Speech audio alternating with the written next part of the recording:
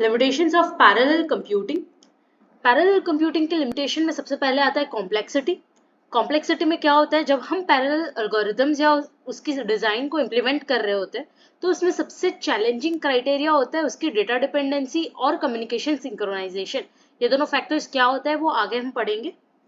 Overhead क्या होता है कि इंटर प्रोसेस कम्युनिकेशन जब हो रहा होता है, इंटर प्रोसेस कम्युनिकेशन का मतलब क्या होता है कि जब दो प्रोसेस एक दूसरे के साथ कम्युनिकेट कर रही होती है, बात कर रही होती है, तो उसे थोड़ा सा टाइम लगता है, उस टाइम को हम ओवरहेड बोलते हैं। जिसकी वजह से क्या होता है कि जो स्पीड पैरेललिज्म की वजह से हम अचीव कर रहे थे वो स्पीड वहां वेटिंग टाइम में वेस्ट हो जाती है, उस ओवरहेड की वजह से वेस्ट हो जाती है, इसीलिए वो स्पीड जो है वो रिड्यूस हो जाती है।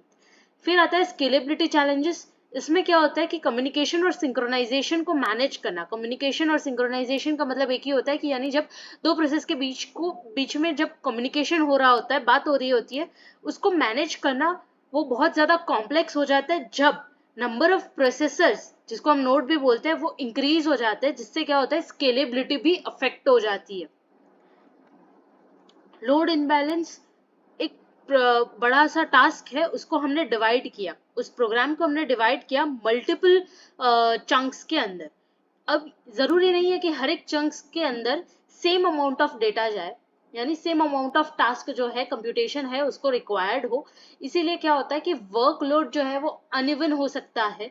और जब एक प्रोसेस के पास बहुत ज्यादा टास्क है और दूसरा प्रोसेस जो है वो बहुत कम टास्क है उसके पास, तो यहाँ पे वर्क डिस्ट्रीब्यूशन जो है, वर्कलोड डिस्ट्रीब्यूशन जो है वो इम्पैक्ट होता है, क्योंकि कुछ ऐसे प्रोसेसेस होते हैं जो आइडल बैठे रहते हैं और कुछ ऐसे होते हैं कि जो बहुत ज्यादा रिसोर्सेज को कंज्यूम करके बैठता है, जिसकी वजह से ओवरऑल एफिशिएंसी जो है वो अफेक्ट होती है। कॉस्ट और रिसोर्स कंस्ट्रेंट, जब भी हमें बिल्ड करना हो या मेंटेन करना हो किसी एचपीसी सिस्टम को, पैरेलल एचपीसी सिस्टम को, तो वो बहुत ज्यादा एक्सपेंसिव होता है, क्योंकि हर एक एप्लीकेशन जो है वो इक्वली बेनिफिट नहीं होता है एचपीसी से। यानी हर एक चीज के अंदर, हर एक एप्लीकेशन के अंदर हम पैरेलल कंप्यूटेशन को यूज नहीं कर सकते। कुछ ऐसी होती है जो बाय डिफॉल्ट हमें सीरियली ही इंप्लीमेंट करना रहता है। किसी का आउटपुट, किसी का इनपुट बन रहा हो तो वहां पे हम पैरेलल कंप्यूटेशन का यूज नहीं ही कर सकते।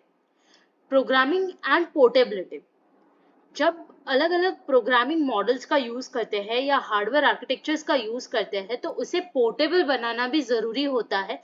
लेकिन ये जो पोर्टेबिलिटी का कोड है, पोर्टेबल पैरेलल कोड है, उसको लिखना इज वेरी चैलेंजिंग। इसीलिए यहाँ पे भी वो लिमिट करता है। फॉल्ट टॉलरेंस, जब लार्ज सिस्टम होती है तो वहां पे फेलियर के भी बहुत ज्यादा चांसेस रहते हैं। तो जो भी एप्लीकेशन हमने बनाई है, जो भी मैकेनिज्म है, वो फॉल्ट टॉलरेंस होना चाहिए, रोबस्ट होना चाहिए। पैरेलल कंप्यूटिंग हर बार रोबस्ट नहीं होता, हर बार फॉल्ट टॉलरेंस नहीं होता, वो डिपेंड करता है एप्लीकेशन पे। डेटा डिपेंडेंसी जो हमने बोला था कि बाद में पढ़ेंगे, वो यहाँ पे आ गया। डेटा डिपेंडेंसी का मतलब क्या होता है कि कुछ ऐसे कंप्यूटेशन होते हैं जिसको हम सीरियली ही एग्जीक्यूट कर सकते हैं, तो वहां पे हम पैरेलल कंप्यूटिंग का यूज नहीं कर सकते। इस टर्मिनोलॉजी को हम डेटा डिपेंडेंसी बोलते हैं। और सिंक्रोनाइजेशन ओवरहेड का मतलब क्या होता है कि जब दो प्रोसेस एक दूसरे के साथ बात कर रही होती है तो उसमें जो वेटिंग टाइम लगता है उसे हम ओवरहेड बोलते हैं।